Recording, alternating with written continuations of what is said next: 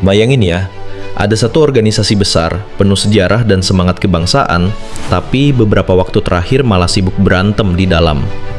Dua kubu, dua kepemimpinan, sama-sama merasa paling benar. Dan jujur aja, itu bikin suasana jadi nggak sehat. Nah, akhirnya, di tanggal 21 April 2026 di Jakarta, ada titik terang juga. Dua tokoh utamanya, Muhammad Arsyad Chanu dan Ade Erfil Manurung, sepakat buat duduk bareng.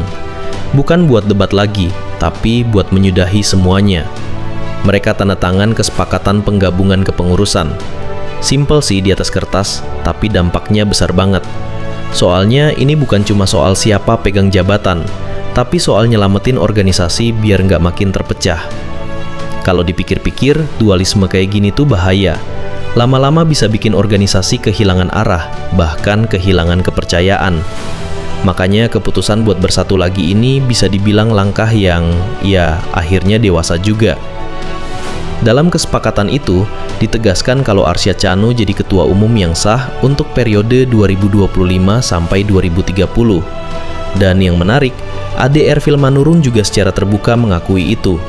Nggak setengah-setengah, tapi penuh.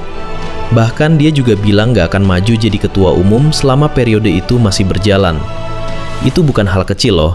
Itu bentuk komitmen biar organisasi bisa tenang, nggak terus-terusan diwarnai persaingan. Di sisi lain, Arsyad juga nggak tinggal diam.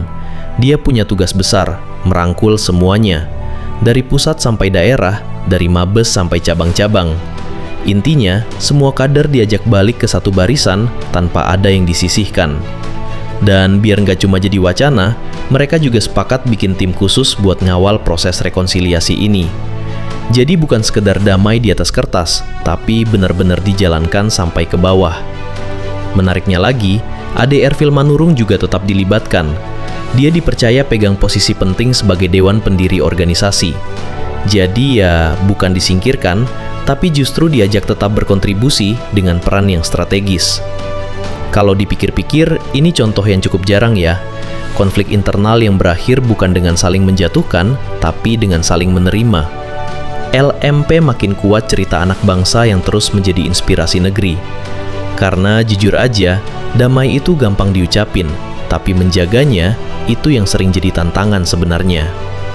LMP Rumah Besar Semangat Merah Putih, cerita Indonesia dan anak bangsa.